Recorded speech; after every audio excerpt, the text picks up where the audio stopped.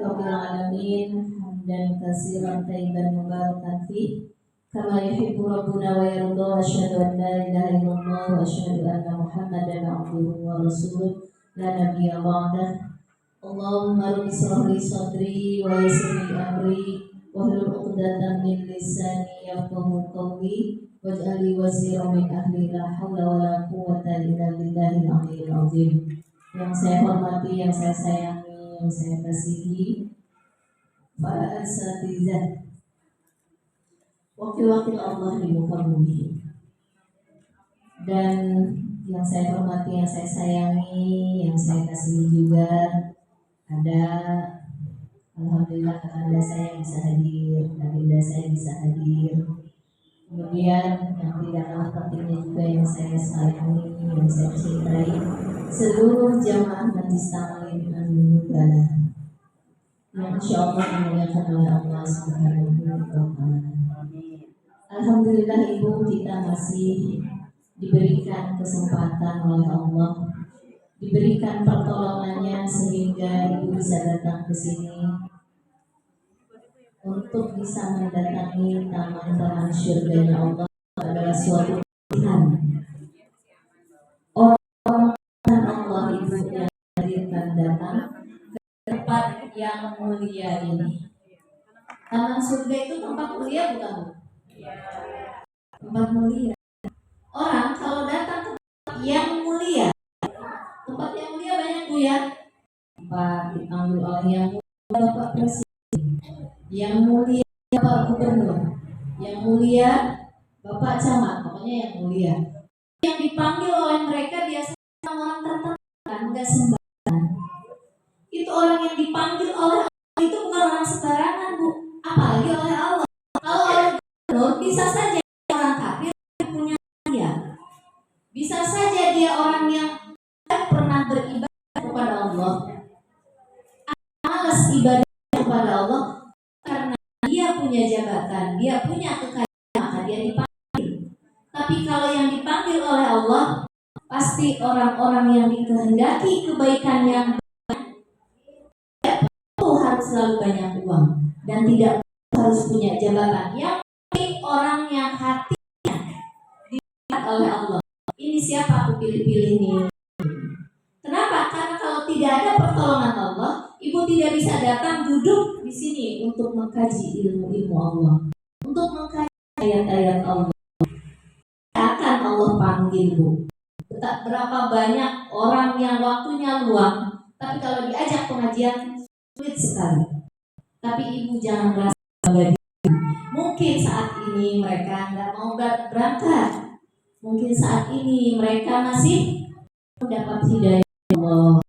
Tapi insya Allah di kemudian hari insya Allah akan bareng-bareng bersama kita untuk duduk di taman-taman surganya Allah Subhanahu wa Ta'ala. Jadi selalu doa, walaupun kita dipilih oleh Allah pada saat ini, kita tidak boleh merasa bangga diri.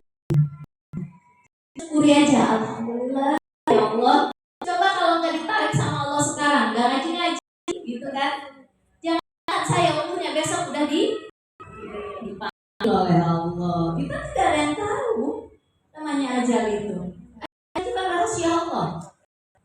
Waktunya dirahasiakan, apa tahu, tempatnya dirahasiakan, di mana kita akan meninggal. Satu lagi apa yang dirahasiakan? Keadaan. Apakah dalam keadaan sakit atau dalam keadaan sehat? Kan tidak rahasia Allah itu. Bagi usia kita yang dipanggil oleh Allah Subhanahu wa Ta'ala. Diingat ya Bu ya, waktunya, tempatnya, keadaannya. Selamat datang Bella. Biasanya sama Bu Deta. Betul. Satu paket. Satu lagi adanya Ibu lagi kerja. Ya, biasanya bertiga tuh. 3 sejoli, Masya Allah, dapat hidayah Allah bisa bareng-bareng. Ya, itu ya Bu ya.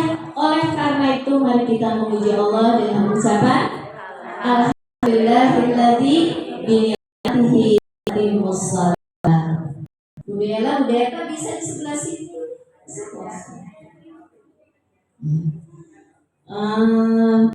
kita ibu jangan pernah meninggalkan sholawat kepada Rasulullah. Kita tidak beradab, mau masuk surga, pengen ditolong Rasulullah kok enggak mendoakan beliau gitu, enggak menjunjungkan beliau. Karena itu mari kita puji Rasulullah dengan ucapan Allahumma sholli ala sayyidina Muhammad wa ala alihi wa sahbihi wa baraka ajma'in. Ibu yang dirahmati oleh Allah Subhanahu wa taala, hari ini kita akan membahas Asmaul Husna yang ke-58, yaitu sifat al-muhyi, al-muhsi, bukan muhyi ya, muhsi. Dari kata ihsa, artinya menghitung. Kalau Rasulullah Ilahi mi'atu tis'un wa tis'ina isman, aku memiliki 99 nama. Mi'atun satu, illa wahidan satu, berarti 99. Man ahsoha, barang siapa menghitung, artinya mengulang-ulang. Diulang-ulang. Ulangan pertama membaca, diulang-ulang itu maksudnya Bu. Ulangan kedua dihafal, ulangan ketiga dipahami isinya Asmaul Husna itu. Ulangan yang keempat diamalkan isinya. Karena untuk makrifat kepada Allah Bu, itu harus masuk ke yang keempat, harus mengamalkan isinya. Dan tidak mungkin orang mengamalkan Asmaul Husna bisa makrifat kepada Allah kalau dia tidak mulai dari yang pertama, yaitu belajar untuk membacanya, mengulang yang kedua, menghafalnya. Baru pintu yang ketiga itu adalah memahami yang setiap Jumat kita pelajari Asmaul Husna ini. Ini kita baru tingkat ketiga Ibu. Baru tingkat ketiga yang sekarang kita lakukan. Jadi tingkat makrifat kepada Allah ketika Ibu mengamalkan isinya. Jadi tidak mungkin kita bisa makrifat kepada Allah. Tidak mungkin Allah, cara Allah masuk ke dalam kita kalau nggak diamalkan. Kita kan Allah berdiri di dalam kolom itu ya. Amalkan sifat ini, sifat Asmaul Husna yang 99, yang sekarang sudah masuk 58. Ibu sudah mengamalkan. Ada orang yang bisa melihat di atas kepala ibu bercahaya semua. Kenapa? Udah mengamalkan 58 nama sifat Asmaul Husna. Harusnya sudah setengahnya makrifat pada Allah. Benar. Sedikit-sedikit Ibu ya. Ini sedikit-sedikit Ibu bilang semua langsung biasa kita langsung. Kita berusaha bareng-bareng untuk mengamalkan Asmaul Husna. Muhsi itu kalau sudah mengamalkan dijamin oleh Allah dakhalal jannah. Man ahsaha dakhalal jannah. Barang siapa mengulang-ulang, arti mengulang ini cuma ngulang hafal gitu Bu. Paham di masjid-masjid pada tahu saya bisa hafal banyak. Bu ngerti nggak Bu itu? Agak. Ayo saya ajarin Asmaul saya bilang. Tapi sebulan sekali di KPA. Jadi seluruh majelis taklim datang. Saya ajarin ini Bu. Ibu udah luar biasa anugerah Allah dahulu. Mereka baru satu Allah doang. Seluruh kecamatan datang di hari Jumat ketiga. Kita buka pengajian. Alhamdulillah kita buka pengajian sebulan sekali di Jumat ketiga dan setiap minggu atau pekan. Arti pekan adalah minggu. Cuma bahasa minggu kan bahasa Islami ya. Tapi kalau nggak paham nggak apa-apa lah kita bilang minggu ya. Itu seminggu sekali di hari Rabu jam 1 siang. Nah, dan alhamdulillah Bu, Kecamatan Setu di seluruh tanggal KUA-nya Maksudnya pengajian baru ada di Kecamatan Setu. Tidak menyombongkan diri. Setelah kita diangkat dipindahkan ke sana, ada pengajian sekaligus bulanan ada untuk kecamatan, minggu ada. Saya besertakan saya membangun itu dari awal. Maka fasilitas yang ibu sumbangkan itu didudukin oleh mereka, mic-nya dipakai oleh mereka, oleh saya juga ya. Kemudian mejanya dipakai oleh para ustaz-ustazah. Itu pahalanya akan mengalir semua ke jemaah An-Nubal. Karena yang memberikan bantuan An-Nubal semua. Karena kalau ngandelin orang lain tidak bisa. Kenapa? Karena saya belum kenal.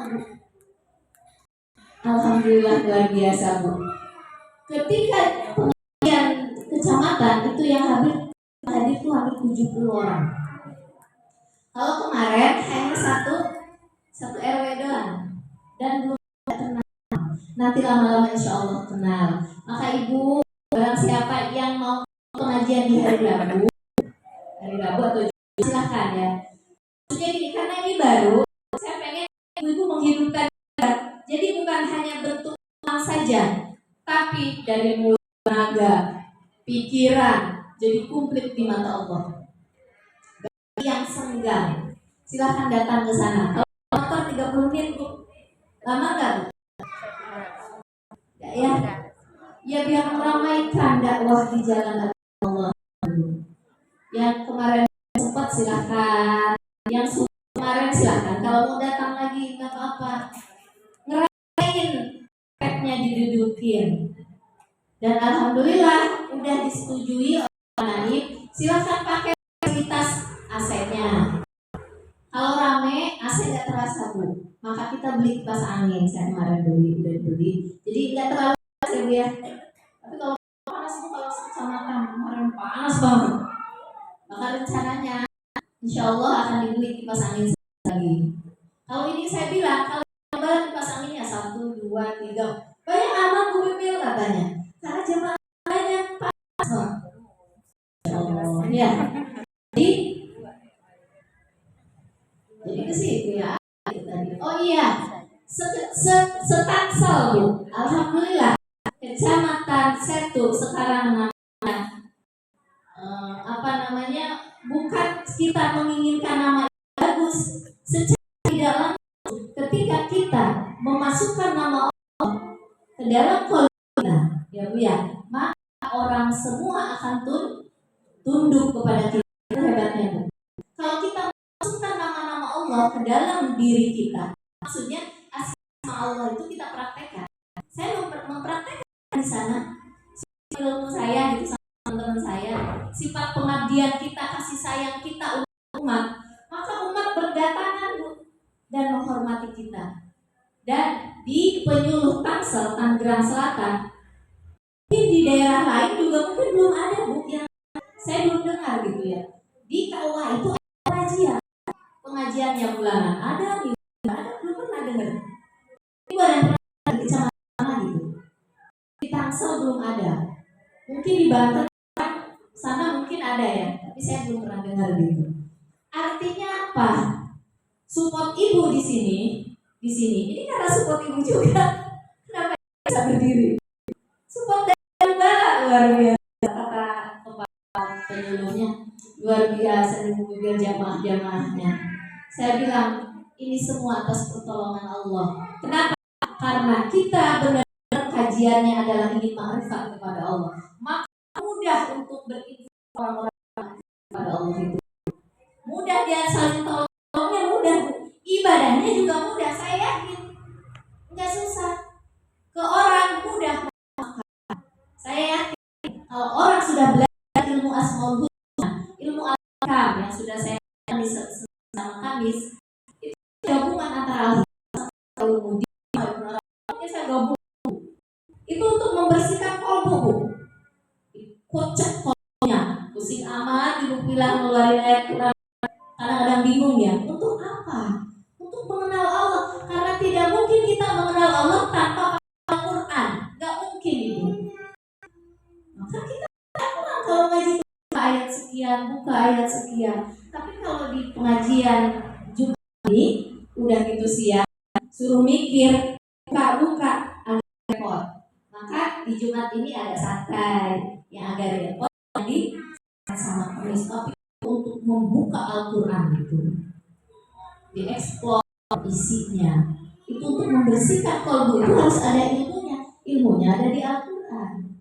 Sehingga ketika sudah bersih dalam perjalanannya kebersihan jiwa ya Bu ya, ibu di rumah lebih mudah sabar. Terasa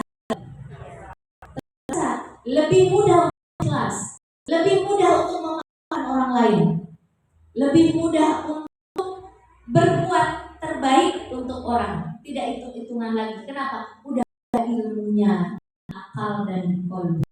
Jadi itu Bu, pancaran ilmu itu masuk ke dalam kolbu kita, akan ngeres ke tangan kita, kaki kita, akan ngeres ke mata kita, akan ngerembes ke badan kita. Ini tuh enteng buat ibadah. Bangunnya juga insya Allah yang nggak pernah jadi mau 2 rakaat, 4 rakaat. Nanti malah terus kenapa? Rembesan dari kacanya sudah dibersihkan sehingga ketika kita beramal nyorot ke dalam. Dan gitu kaca itu ya. Sorotan amal kita itu akan masuk ke dalam kaca itu akan masuk ke dalam, tidak akan rembes lagi keluar, maka berefek amal ibadah kita. Apalagi kalau sifat-sifat asmaul ini kita praktekkan, itu akan masuk ke dalam, menembus dari sini akan memancar keluar ke pikiran kita. Kita tidak suzon dengan orang, ke tangan kita, ke mata kita, ke kaki kita, ke badan kita. Kita jadi produktif hidupnya insya Allah, menemukan bakat hidupnya, fungsi dirinya. Ujung-ujungnya itu nanti ibu. Ya, langsung al-muqsi. Al-muqsi itu artinya wal-alim. Walakin idza udifa'il ilal ma'lum. Al-muqsi itu mengetahui sesuatu dan dia juga sanggup menghitungnya. Wal alim, dia itu mengetahui. Walakin idza ilal ma'lumah. Ketika dia disandarkan ilmu itu, dia mengikuti selain mengetahui tapi bisa menghitungnya. Haitsu yuhsil ma'lumah wa ya'udduha wa yuhitu biha sumiya soal. Saya tidak akan yang ininya yang di bahasa Arabnya dari Al-Ghazali, tapi kita akan langsung ke intinya ya, yang kita pahami pakai bahasa Indonesia. Jadi muksi itu Allahul Muksi, Allah yang maha mengetahui dan maha menghitung.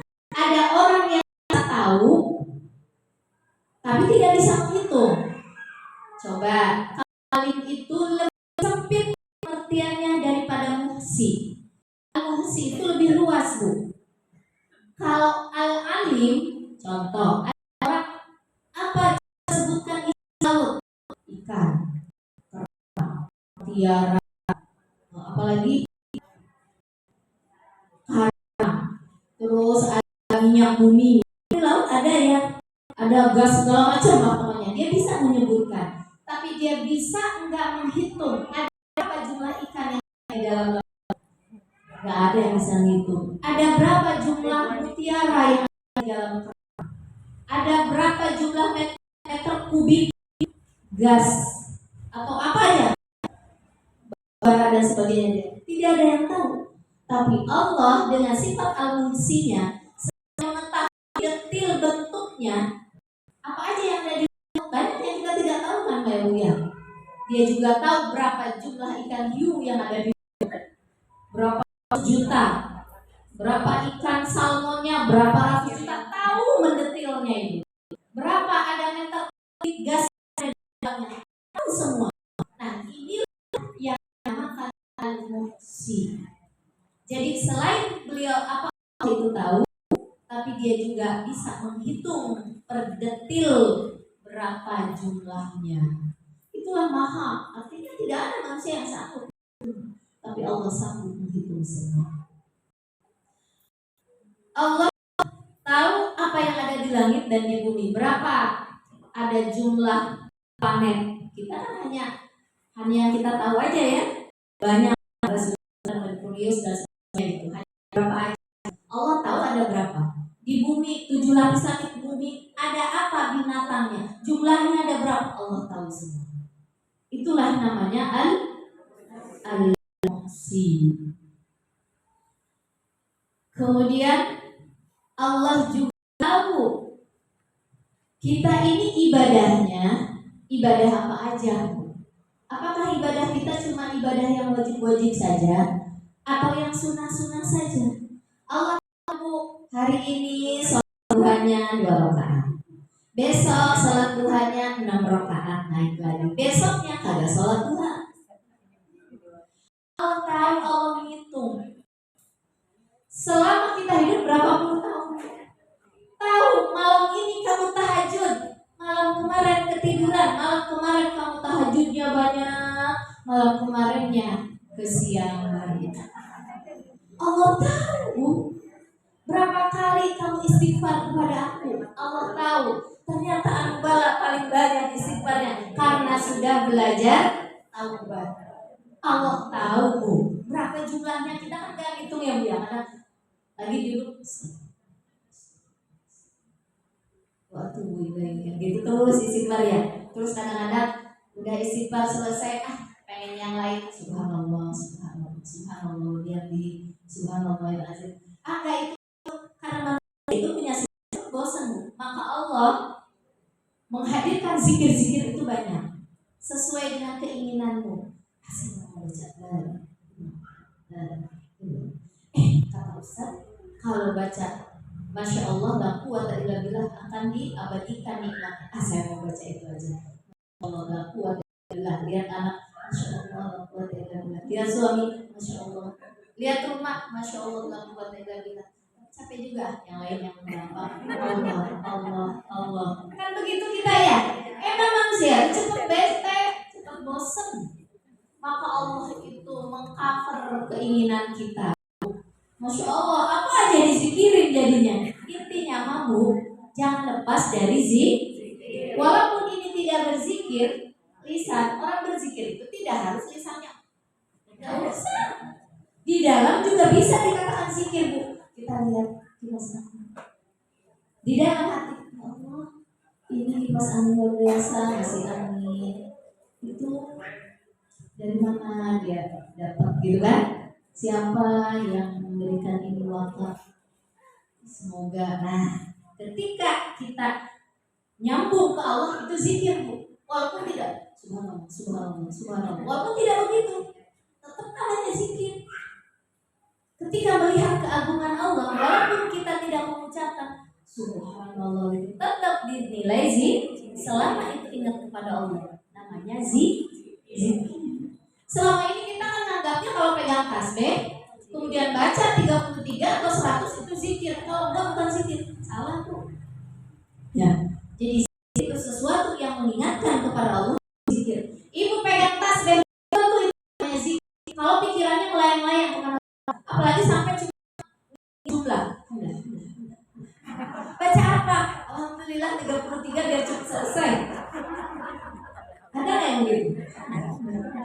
Sakit buru-burunya. Udah itu pikirannya kemana, ucapannya nggak jelas. Itu mah bukan zikir, Bu. Zikir itu artinya mengingat, ingat. Jadi Allah tahu maksiat yang kecil, maksiat yang besar. Maksiat besar contohnya apa, Bu? Itu suka melawan suami, tapi bukan orang membala, bukan.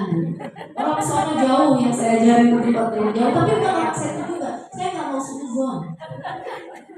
Gak tau orang mana gitu ya, yang suka melawan nama suami, nggak mau dinasihati nama suami. Itu dosa besar.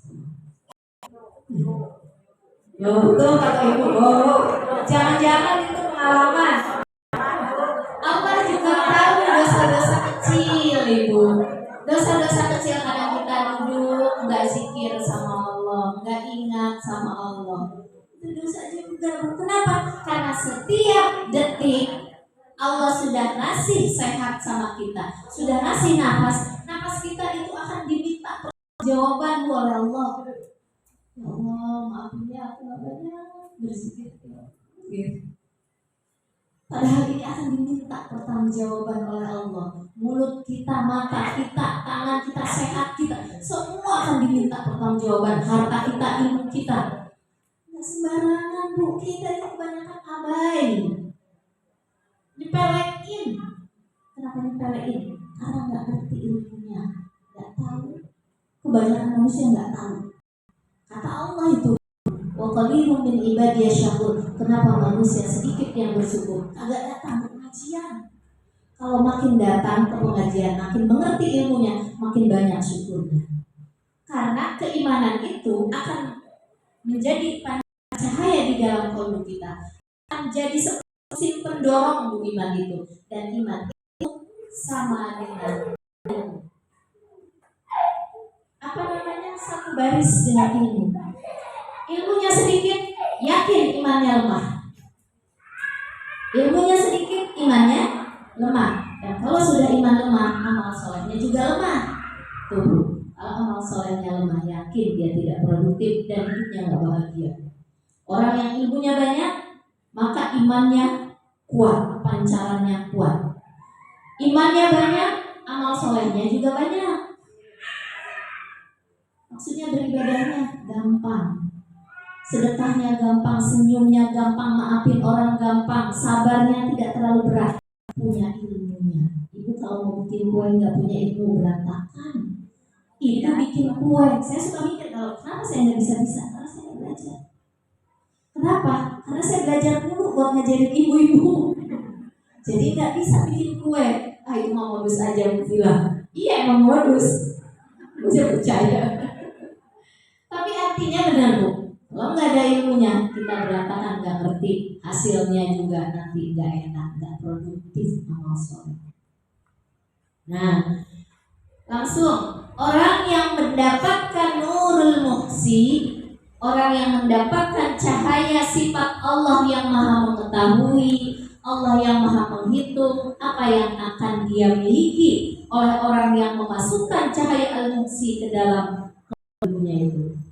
Dia akan selalu menghitung-hitung dirinya, berapa amal soleh saya, banyak enggak yang saya lakukan, dihitung.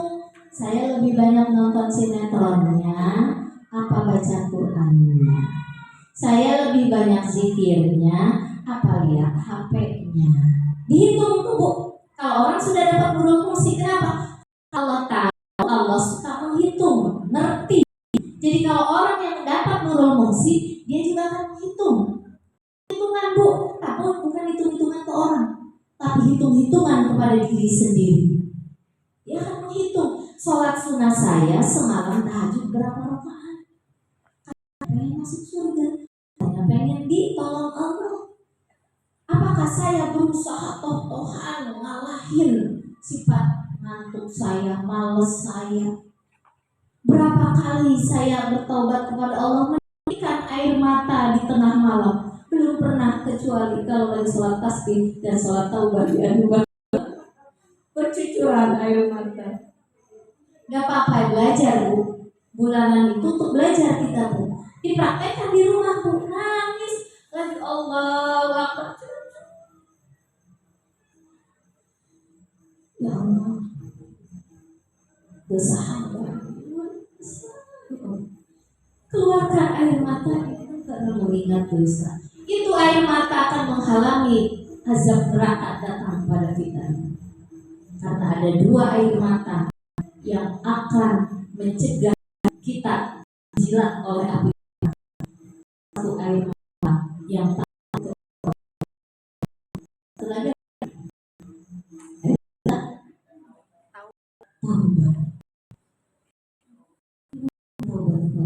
Dan banyak takut kepada Allah, terus teteskan air mata. Alhamdulillah, ya udah nyalain.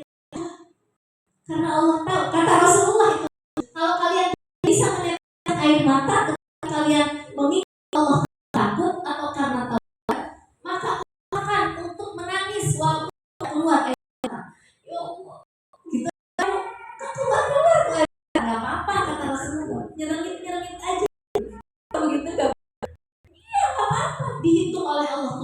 air mata. Karena ngeluarin air mata kadang-kadang tergantung. Ada yang deket cai mata kalau orang Sunda, ada yang jauh gitu. Saya termasuk dekat.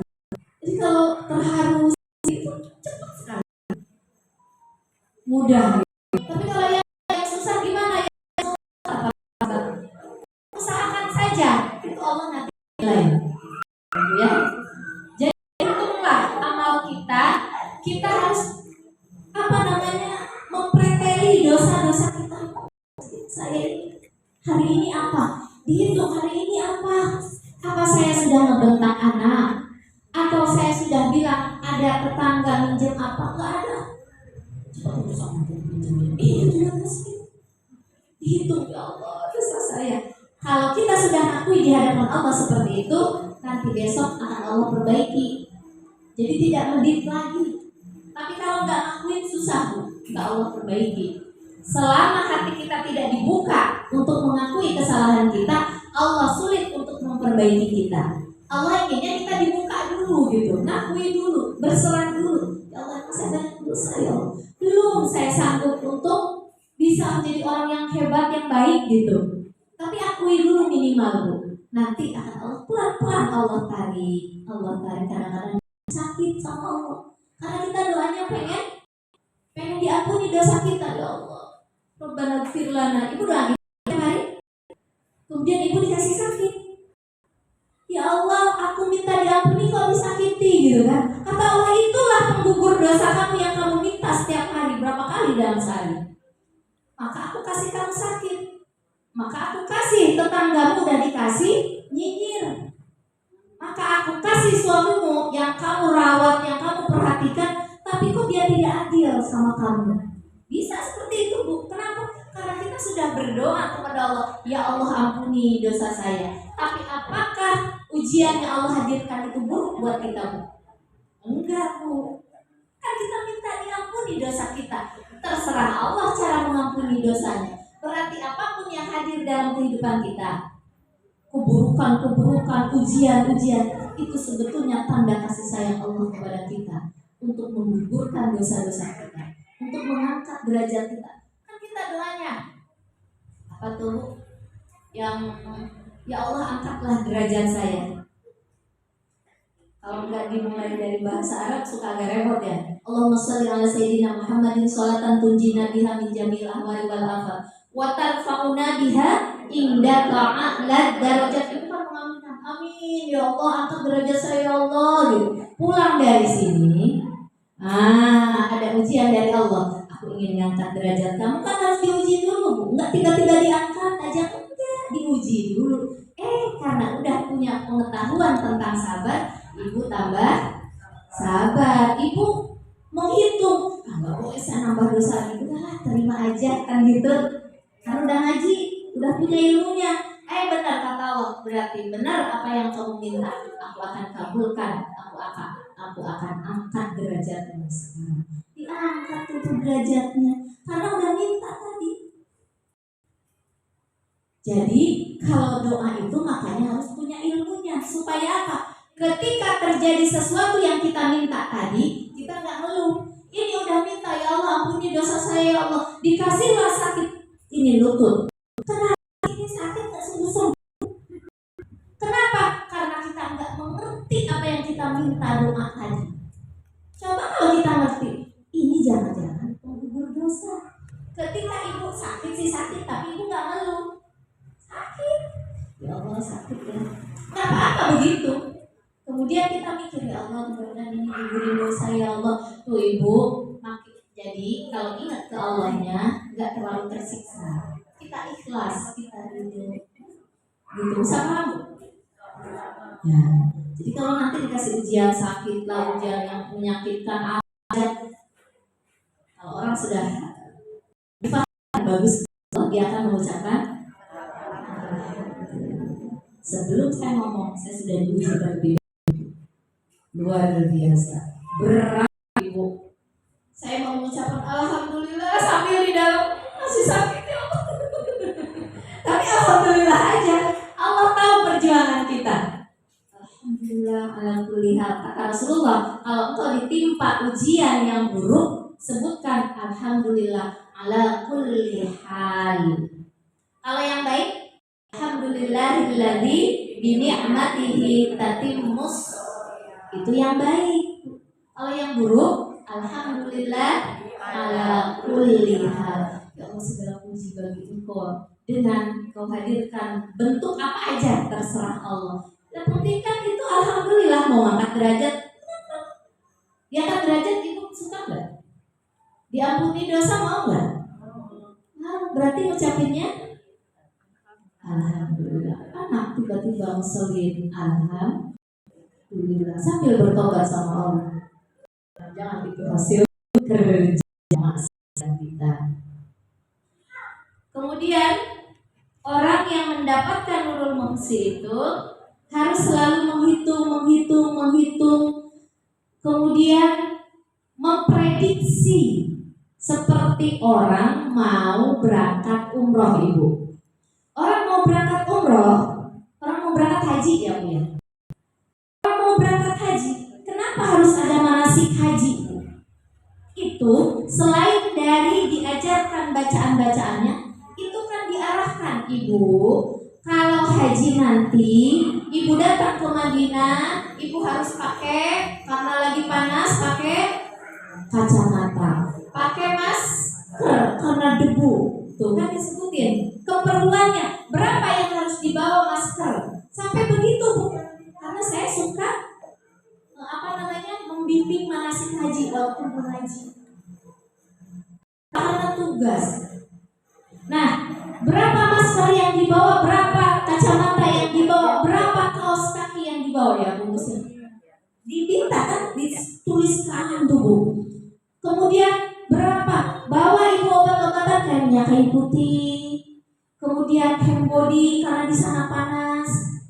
Yang satu benar-benar mempersiapkan. Ini ada 2 orang Ibu.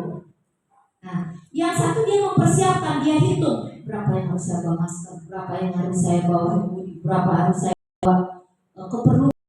Tasnya yang kecil untuk HP, casan buat berapa? Oh berarti yang di hotel 1, yang dibawa-bawa 1, berarti bawa casan 2.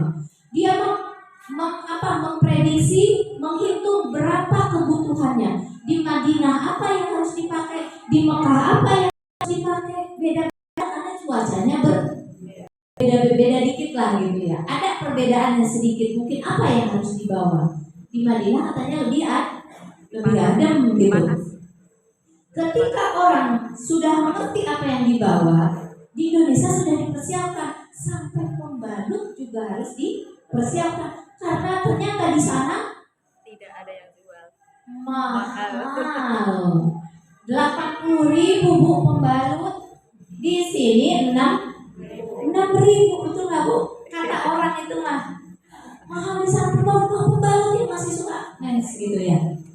Ibu bayangkan kalau kita tidak memprediksi, tidak menghitung berapa kebutuhan kita. Allah yang penting mau bawa duit.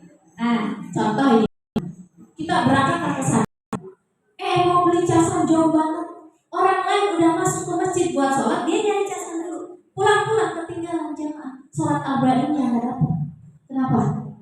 Karena nyari casan. Kemudian dia nyepelein, gak usah bawa kaos kaki, punya duit ini. Akhirnya dia nyari kaos kaki, yang lain udah nyampe sana, dia ketinggalan, nyasar. Tuh kan? Kenapa? Karena dia tidak menghitung kebutuhannya untuk berangkat ke sana.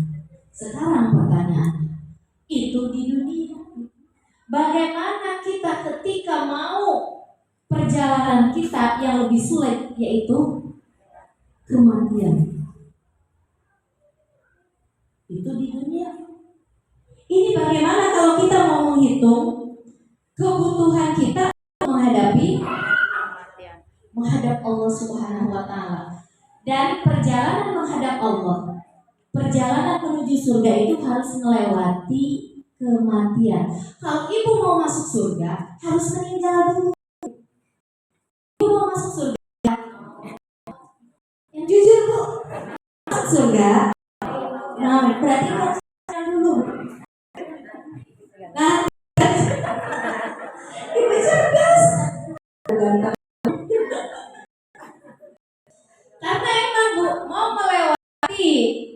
surga itu pertama melewati kematian. Berarti apa yang harus kita persiapkan untuk menghadapi kematian?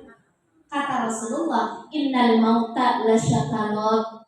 Sesungguhnya mati itu sangat menyakitkan, kata Rasulullah, bukan kata saya. Dia sakitnya itu lahir dan batin. Kalau lahir itu seperti orang yang sakit, sakitnya sangat luar biasa. Seperti daging yang koyak-koyak oleh apa tuh? Besi, ujung besi yang tajam, dikoyak-koyak. Dari ujung urat kaki sampai urat kepala sakitnya luar biasa. Innal mauta lasakarat, kata Rasul. Itu Rasul yang bicara, yang kekasih Allah. Itu lahir. Batinnya apa? Ketika orang mau meninggal, Bu, sakit hati, Bu. Kenapa ya Allah, suamiku mau ditinggal? Belahan jiwaku mau aku tinggalkan. Sedih nggak, Bu? Coba bayangkan, nangis Ibu. Anak-anakmu mau aku tinggalkan. Itu rumah yang kumpul-kumpulkan belum beres, istilahnya juga tinggalin.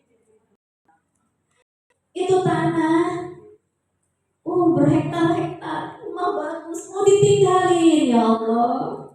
Tuh, sakit hati nggak? Jadi kata para ulama, kata Imam Al-Ghazali, orang mau meninggal itu sakitnya lahir dan batin. Maka supaya tidak terlalu sakit, bagaimana? Persiapkan untuk menuju kematian. Bagaimana supaya kita mati dalam husnul khotimah?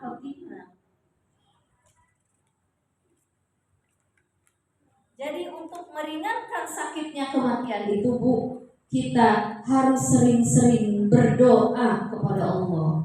Maka doa Allahumma hawwinna alaina fi sakaratil maut, itu setiap sholat jangan pernah ditinggal. Doa ini akan meringankan ibu kita untuk menghadapi sakarat tadi. Allahumma hawwin alaina, kan dari mulai apa namanya?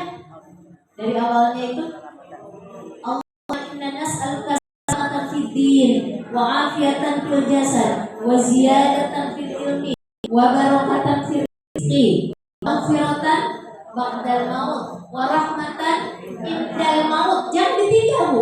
Rahmat kasih sayang Allah ketika kita mati. Wa rahmatan indal maut wa taubatan qoblal maut. Kita minta ke Allah, ya Allah, kami memohon bertaubat sebelum meninggal dunia. Tapi ibu kita tidak bisa bertaubat kalau enggak berilmu. Karena kata Allah, summa jatabahu rabbuhu fataba. Kemudian Allah tarik dia supaya bertaubat. Arti tarik itu artinya orang-orang tertentu yang dikehendaki oleh Allah untuk taubat sebelum meninggal. Dengan cara apa? Dengan cara dia mengerti, tahu bagaimana cara taubat. Apa yang harus ditaubati? Karena banyak orang tidak mengerti apa sih yang ditaubati. Cuma ya Allah ampuni dosa saya, ya Allah ampuni dosa saya, ya Allah. Apa yang diampuni? Banyak orang yang tidak tahu, Bu. Maka kita doanya buat taubatan qoblal mau. Kita belajar taubat ya, Bu, ya, di Senin sama Kamis. Dipreteli taubatnya itu apa aja. Sampai menatap orang kemudian kita bersujud, itu jilbabnya tidak tahu modelnya. Itu juga dosa. Ketika kita ya Allah, kita ingatnya dosanya dosa yang gede-gede aja kayaknya gitu. Nah, ketika kita tidak mempreteli dosa-dosa kita, apa yang sudah kita lakukan? Sulit kita untuk bertobat, karena yang kaya saya udah jadi orang baik. Nah, waktu taubatan qoblal Allahumma hawwin alaina fi syakaratil maut. Baca itu. Kalau Rasulullah mengajarkan juga Allahumma alimni alal mauti wa hawwinhu alayya. Tapi kalau saya Allahumma hawwin alaina fi sakaratil maut juga bisa. Kalau mau ditambah ini juga boleh, Bu. Ya. Kemudian itu satu ya, berdoa, banyak-banyak berdoa supaya kita sakaratul mautnya ringan, mudah. Doanya dari sekarang, jangan nanti setelah setelah mau meninggal, lupa nanti. Tapi kalau sudah terbiasa, nanti kita akan ingat, ya Allah, aku ini kayaknya mau mendekati deh. Nanti ketahuan. Apalagi kalau hati itu terang. Seminggu lagi, 40 hari lagi mau meninggal, kita itu nanti dikasih oleh Allah nasihat. Apa namanya? Tanda-tanda. Tanda. Kayaknya aku udah ini sih. Nah, biasanya dia lebih kencang membaca ininya. Yang kedua, kalau kita ingin dimudahkan ketika sakaratul maut, dan ini adalah kalimat yang menghibur kita. Ada kalimat yang menghibur seseorang itu ketika meninggal dunia. Kalimat penghibur. Anak tidak menghibur kita, Bu. Suami nangis-nangis, mama jangan dulu pergi kan gitu ya. Anak mama kayak gitu. Kita udah ngapa-ngapain gitu, Bu. Belum sih, masih ruhnya masih di dalam tubuh kita gitu. Kita udah ngerti bahwa kita akan meninggal. Itu ada kalimat penghibur yang sangat menyenangkan dan menenangkan, yaitu kalimat la ilaha illallah. Jadi kalau keluarga kita udah kelihatannya yang mau dipanggil, talqinkan dia dengan la ilaha illallah. Itu kalimat penghibur. Karena kalau udah la ilaha illallah, tiada yang memiliki jiwa saya kecuali Allah. Tiada yang menolong kecuali Allah. Dalam tadi harapannya hanya Allah. Ke malaikat, ke manusia apa lagi? Anak itu sayang sama kita, suami itu sayang sama kita. Kita hanya mengharap Allah. La ilaha illallah, la ilaha illallah. Maka Allah mau kita orang yang meninggal di antara yang meninggal itu. Kalimat penghibur, gimana ketika meninggal, masukkan kalimat Allah, sifat Allah ke dalam kita, dan ucapkan kalimat tidak Tuhan selain Allah. La ilaha illallah. Ibu bapak tidak ada yang memiliki saya kecuali Allah. Tidak ada tujuan hidup saya kecuali Allah. Tidak ada yang saya cari kecuali keridhaan Allah. Setiap kalimat Allah cuma kiranya kemana gitu. Kami ingat Allah anak apa segala macam. Allah gimana ibu? Tidak ada yang memiliki kehidupan saya kecuali Allah. Tidak ada harta yang saya miliki kecuali milik Allah. Semua kita akui Allah, Allah, Allah. Ketika mau meninggal, ibu akan mudah mengucapkan la ilaha illallah. Karena sudah diakui semuanya milik Allah. Dan yakin kalau kita pegang kalimat Allah, nah dalam kehidupan kita sembarangan. Karena kita sudah mengakui Allah, Allah akan kembali ke Allah. Itu ibu indah ibu. Zikir ngerti apa yang diucapkan. Tapi kalau zikir tidak ngerti, itu ngawang-ngawang. Udah zikir, kata Allah zikrillah tanul qulub ya. Zikir itu menenangkan kalbu. Ketika kita banyak masalah, kita zikir.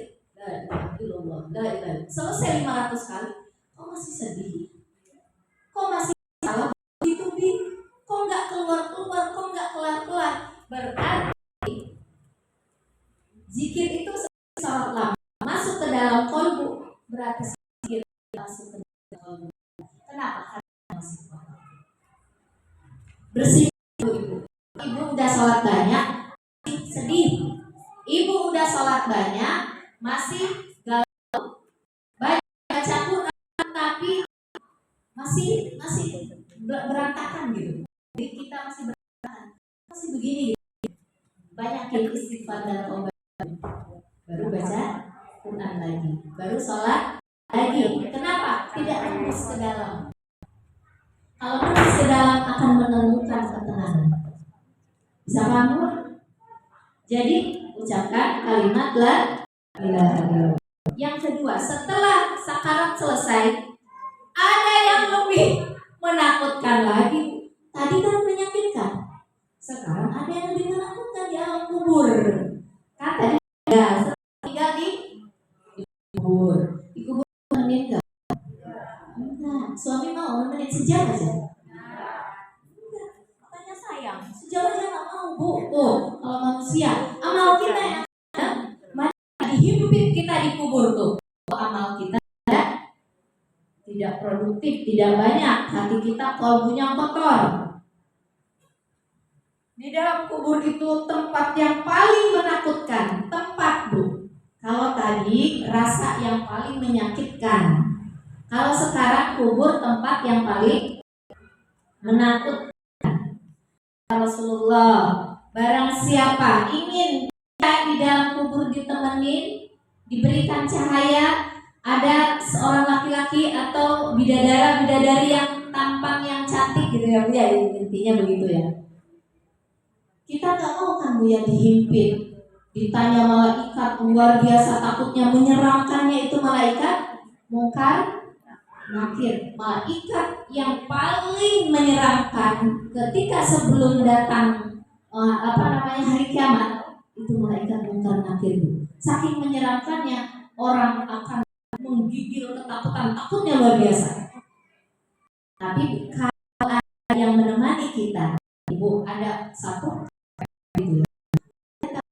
Kita ada di sini ada wali kota, di sini ada apa? Hilang nggak rasa takutnya? Hilang. Nah di kubur juga gitu Bu. Ingin ditemani oleh wajah yang cakep, kemudian diberi cahaya, kita udah tanda-tandanya saya ini bakal selamat nih. Itu tanda Bu. Tapi kalau gelap, dihimpit, sempit, aduh udah takutnya biasa. Gak ada yang nemenin, udah tempatnya gelap. Bagaimana supaya kita dapatkan seorang yang tampan, cahayanya di dalam kubur terang? Biasakan baca surat Al-Mulk Tabarok setiap malam. Begitu kata Rasulullah. Ya, baca. Kemudian baca doa setelah tasahud yang sudah kita ajarkan supaya hafal semua. Allahumma inni a'udzubika min azabil qabr. Ya Allah, aku mohon perlindunganmu dari azab kubur. Wa min azabi jahannam. Wa min fitnatil mahya wal mamat. Wa min syarri fitnatil masihid dajjal. Insya Allah katanya, kalau setiap sholat ini kita baca, maka kita akan terhindar dari azab kubur. Baca sebelum salam. Sebelum tidur juga boleh. Minimal sebelum salam. Minimal itu. Lagi duduk boleh kok.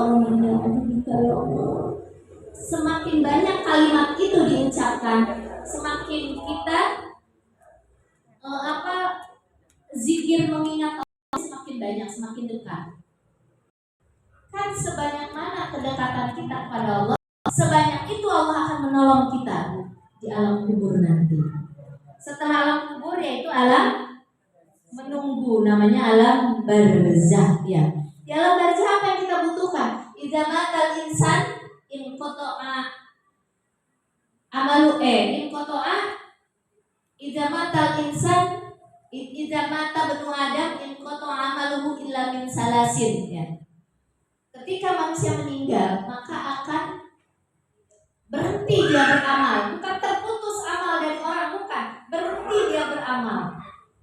Kecuali min salasin. Yang pertama, anak yang soleh. Jadi kalau ketika kita menunggu, itu butuh Bu.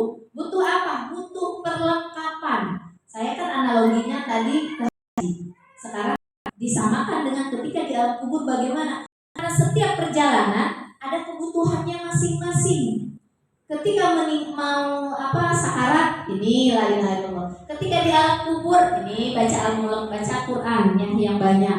Ketika di alam barzah, kita butuh 3 ini. Pertama, doa anak yang soleh. Lagi nunggu ada kiriman doa bercahaya, makanan jiwa datang semua. Kemudian apalagi? Ilmu yuntafa'u bihi. Ilmu, apakah pernah kita ngajarin anak, ngajarin orang lain, ngajarin ibu-ibu di sini, ibu nih sebenarnya ada yang ngambil gitu. Atau nasihatin orang kemudian dipraktekkan nasihat kita. Selama dipakai nasihat itu, maka itu akan ngalir ke dalam kubur kita. Yang ketiga, shadaqatun jariyah. Ibu berwakaf, bersedekah, berinfak. Ibu kemarin nyumpet. Selama orang duduk di situ berapa puluh tahun akan ngalir ke ibu semua. Sound sistemnya dipakai akan ngalir ke ibu. Itu ketika meninggal, ketika hidup juga masih akan ngalir. Ngalir pahalanya, rahmat Allah berdatangan kepada ibu semua. Kelihatan dari sekarang, hari ini yang ngaji banyak. Kenapa? Allah menolong dari perbuatan amal soleh kita yang kemarin. Dimudahkan datang ke majlis ini. Nanti akan ada kemudahan lagi kalau kita bersyukur terus kepada Allah. Nah, jadi yang kita butuhkan itu Bu, wakaf kita, sedekah kita, infak kita itu akan ngalir ketika kita meninggal dunia. Maka kata Nabi, mau tunjukkan amal yang mengalir, banyak wakaf, banyaklah bersedekah. Yang ketiga, yang keempat sekarang, setelah perjalanan alam kubur, yaitu alam barzah, yaitu alam mahsyar, dikumpulkan ibu. Ketika di alam mahsyar kebutuhan apa? Ketika di alam mahsyar kita butuh pakaian. Ketika di alam mahsyar kan telanjang Bu. Telanjang kan? Itu yang akan memakaikan pakaian pada kita. Maka kita ketika di dunia pernah memberikan infak kepada orang, kemudian infak itu dibeliin baju, dia pakai, maka kita akan pakaikan baju. Apakah ibu pernah bersedekah baju yang masih layak, walaupun bekas gitu ya Bu ya, masih ada rasa suka, kemudian kita kasih ke tempat bazar, dibazarin gitu, baju kita ada yang pakai, itu nanti Allah akan pakaikan di yaumul mahsyar nanti. Kata Rasulullah, man kasa lillah kasahullah. Barang siapa yang memberikan bantuan baju kepada orang karena Allah, maka dia akan memberikan baju di alam mahsyar nanti, yaumul mahsyar. Kemudian manat amalillah, barang siapa yang memberikan makan kepada orang karena Allah, maka Allah akan memberikan makan nanti di yaumul mahsyar nanti Bu. Ibu kan di sini, ayo Ibu kita mau ada santunan, acara Maulid Nabi, acara Isra Mi'raj, Ramadan, acara apa kita suka ngumpul Isra berapa? Ada yang 100, ada yang 50, ada yang 200, ada yang 500.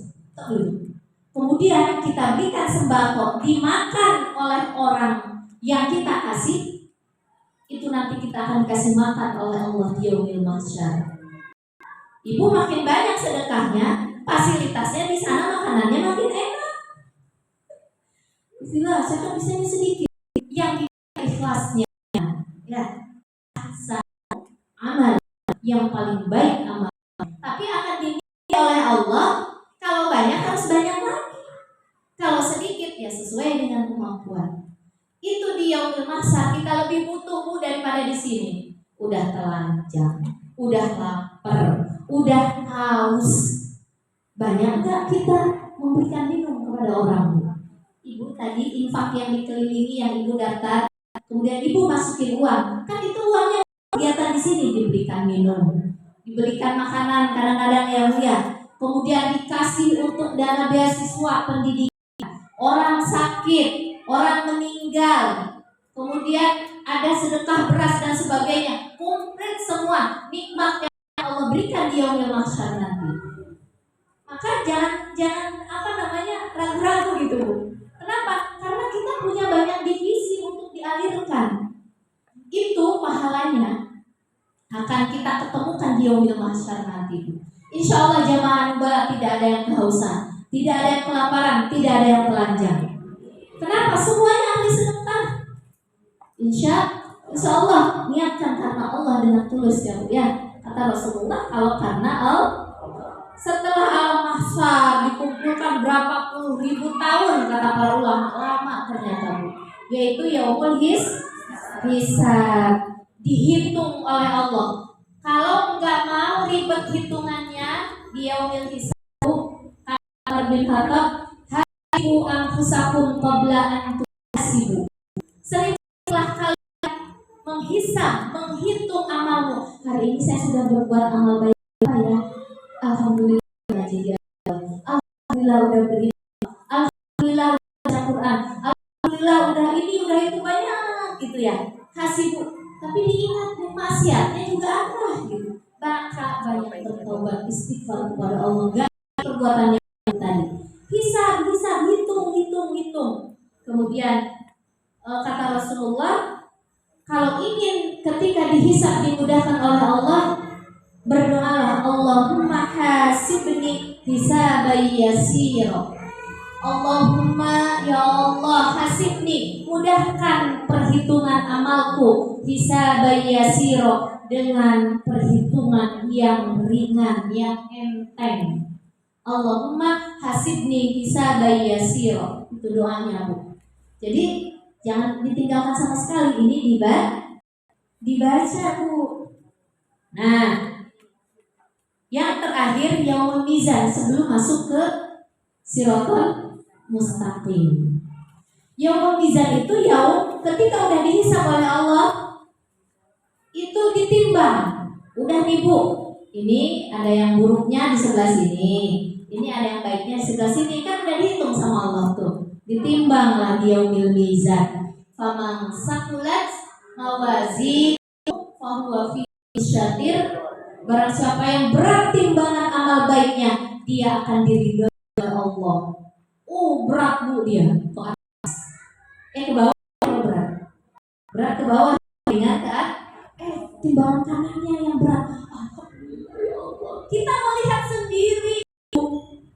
Ya Allah, banyak, ya Allah, alhamdulillah, ya Allah.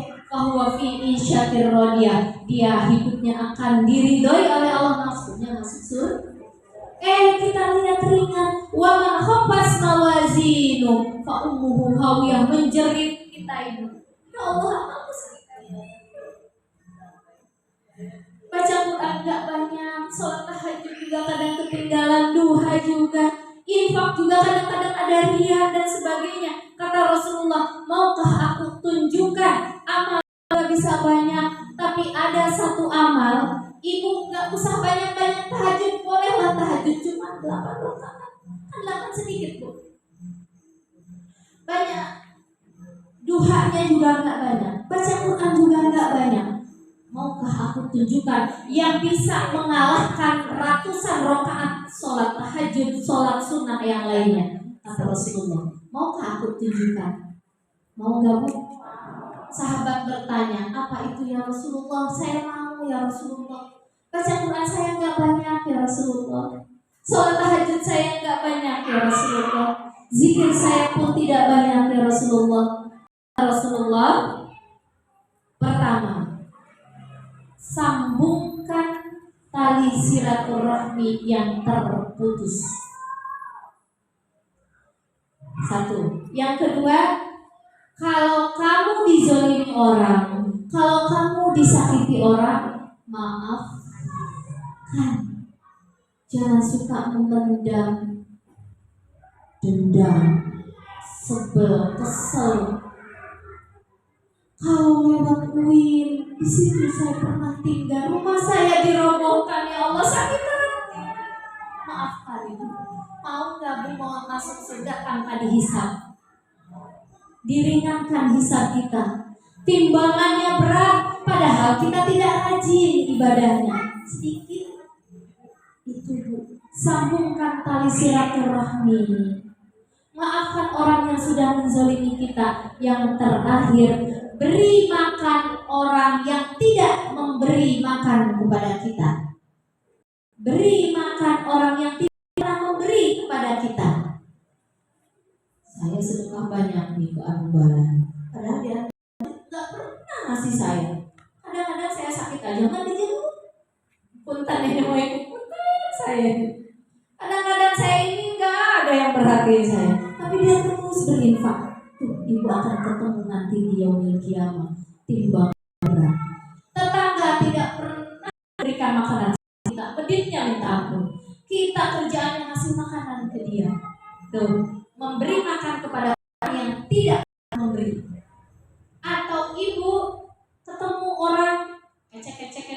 gitu kan. Terus kita ngasih 2.000, dia belikan minuman, dia belikan makanan, itu nanti akan ketemu di yaumil mizan nanti ketika kita mau masuk ke dalam siratal mustaqim. Jadi itu ingat, kalau kita sangat benar, bukan silaturahmi, maka orang sudah menyakiti kita dan kita tidak memberikan. Semoga dengan selesai pembelajaran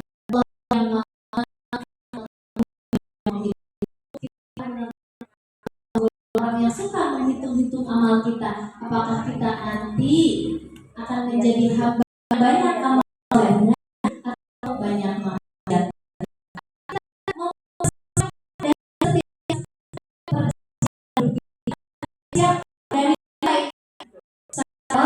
yang satu maut, kemudian persiapan di kubur, kemudian kita siapkan di alam barzah. Apa namanya? Kalau kita mau jalan-jalan tuh persiapannya apa namanya itu? Bekal. Bagaimana bekal mau meninggal sakaratul maut? Bagaimana kita membawa bekal ketika di alam kubur? Bagaimana membawa bekal kita ketika di alam barzah? Bagaimana kita membawa bekal di alam mahsyar? Bagaimana kita membawa bekal di alam yaumul hisab? Dan bagaimana bekal kita di yaumil mizan? Ya Bu ya. Nanti setelah sukses baru kita masuk siratal mustaqim. Ada yang jalannya pelan, ada yang seperti pesawat, ada yang seperti kedipan mata. Tergantung amal soleh kita. Sekian dari saya, cukup sekian dari saya. Mohon maaf bila mana ada kata-kata yang kurang berkenan, yang hak datangnya dari Allah, yang batil dari diri saya sendiri. Wallahul muwaffiq ila aqwamit thariq. Assalamualaikum warahmatullahi wabarakatuh.